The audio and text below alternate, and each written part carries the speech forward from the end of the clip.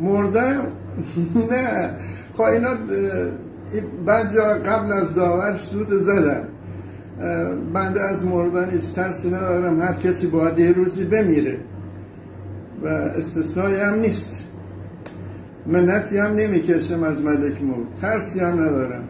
ملک موتا بیا، مشتاق دیدار، ز ترس تو نخواهم گشت بیدار، ولیکن انتظاری از تو دارم،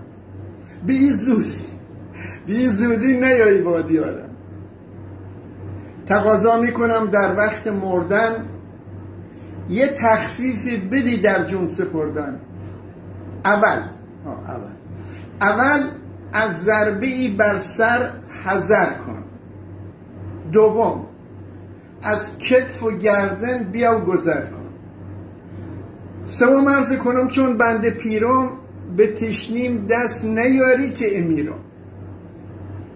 ز آب و برق و گاز و عقرب و مار، من بخت بهوت در امان دار.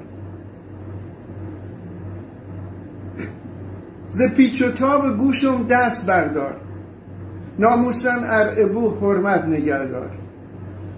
به پشت و ملقه زیدی خطاه، که این کارت خلاف میل ماه. تصادف را نمی خواهم، تصادف را ندارم هیچ میلی، چه در پیکان چه در زیر تریلی. چه در پیکان چه در زیر تریلی. حتی تیتن نهادی روی لنبه، 3-4 تا فوش قلمبه. به زیر زانو ارزیدی خندم، اشکال نداره. به زیر زانو ارزیدی خندم، کر چوباز ارم پاپیچ بندم.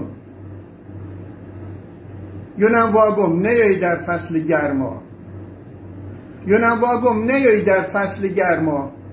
شرایط را پذیرفتی بفرما.